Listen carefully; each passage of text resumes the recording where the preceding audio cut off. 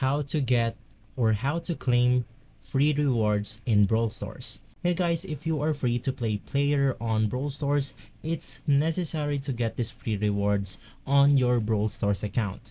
Now in order to do so, you want to navigate through your battle pass right here. This is basically their season pass. So you can just go ahead and click on the new season below your screen. And once inside, we have two sections of the season pass right here. We have the paid version and we also have the free version.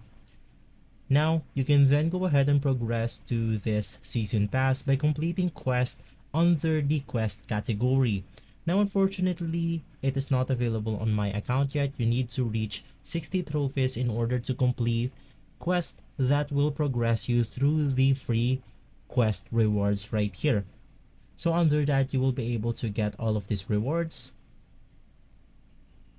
If this video has been helpful, please leave us a like and subscribe. I'll see you on the next one. Thank you.